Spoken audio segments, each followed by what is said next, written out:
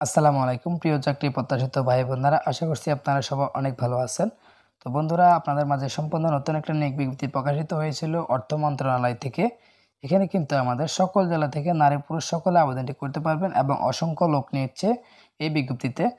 তো আমরা আজকে ভিডিওতে দেখিয়ে দিব আবেদনটি শুরু কবে, শেষ কবে এবং আবেদনটি কিভাবে করবেন, তো এবং কী কী কাগজপত্র লাগে A to Z আমরা আজকে সম্পূর্ণ আলোচনা করব। তো অবশ্যই আপনারা ভিডিওটি দেখে সাথে থাকবেন। তো আপনারা প্রথম পটে দেখতে পাচ্ছেন কম্পিউটার অপারেটর। তো এখানে কিন্তু 13তম গ্রেড অনুযায়ী বেতন দেওয়া হবে এবং সকল জেলা থেকে আমাদের 8 জন লোক নেবে।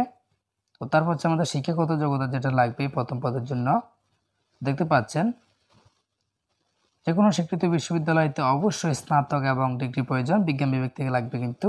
আর হচ্ছে আমাদের খ নম্বরে দেখতে পাচ্ছেন কম্পিউটার টাইপিং স্পিড থাকতে হবে, ইংরেজিতে বাংলাতে 25 এবং ইংরেজিতে 30। অবশ্যই আমাদেরকে অ্যাপটিটিউড টেস্টে উত্তীর্ণ হতে হবে। তো তারপর পরটি হচ্ছে আমাদের 60 মুদ্রাক্ষরিক। তো আমি একটু চিহ্ন করে দিয়ে দেখিয়ে দিচ্ছি। তো তারপর 2 নম্বর পটে দেখতে পাচ্ছেন 60 মুদ্রাক্ষরিক কাম কম্পিউটার অপারেটর। এখানে কিন্তু আমাদেরকে 13তম গ্রেড অনুযায়ী বেতন দেওয়া হবে এবং সকল জেলা থেকে 13 জন লোক নেবে। তো তারপর হচ্ছে আমাদের এখানে শিক্ষাগত যোগ্যতা যেটা লাগবে কতে হচ্ছে অবশ্যই আমাদেরকে যে কোনো স্বীকৃত বিশ্ববিদ্যালয়তে স্নাতক অথবা সমমানের ডিগ্রি প্রয়োজন। তারপর হচ্ছে আমাদের কত হচ্ছে কম্পিউটার প্রশিক্ষণ প্রাপ্ত থাকতে হবে এবং লিপিতে অবশ্যই টাইপিং স্পিড থাকতে হবে এবং কম্পিউটার ওয়ার্ড প্রসেসিংয়ে দক্ষতা থাকতে হবে। তো এগুলো অবশ্যই আপনারা বিস্তারিত দেখে নেবেন। তো তারপর পরটি হচ্ছে আমাদের অফিস সহকারী। তো এখানে দেখতে পাচ্ছেন অফিস সহকারীতে আমাদেরকে 16তম গ্রেড অনুযায়ী বেতন দেওয়া হবে এবং সকল জেলা থেকে 14 জন লোক নেবে।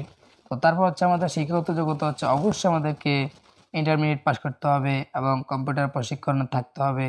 তারপর হচ্ছে কম্পিউটারের অবশ্যই সর্বনিম্ন গতি থাকতে হবে, বাংলাতে 20 এবং ইংরেজিতে 20। তো অবশ্যই এগুলো আপনারা বিস্তারিত দেখে নেবেন।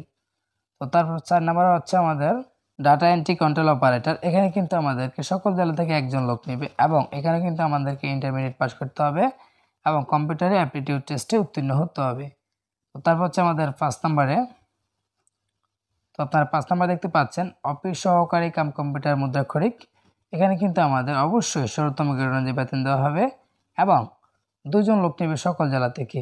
আর হচ্ছে আমাদেরকে এখানে যেটা যোগ্যতা লাগবে অবশ্যই ইন্টারমিডিয়েট পাস করতে হবে এবং কম্পিউটার প্রশিক্ষণ থাকতে হবে, সেম আগের মতো যোগ্যতা। তো তারপর 6 নম্বর পটে দেখতে পাচ্ছেন অফিস সহায়ক। এখানে কিন্তু আমাদেরকে 10 জন লোক নেবে সকল জেলা থেকে। আর অবশ্যই আমাদেরকে এখানে ম্যাট্রিক পাস করলে আবেদনটি করতে পারবেন। তো তারপর হচ্ছে আমাদের দেখি আসলে কোন কোন জেলা প্রার্থীরা আবেদনটি করতে পারবেন। তো দেখতে পাচ্ছেন এখানে যে সকল জেলার প্রার্থীরা আবেদনটি করতে পারবেন অলরেডি তারা বলে দিয়েছে।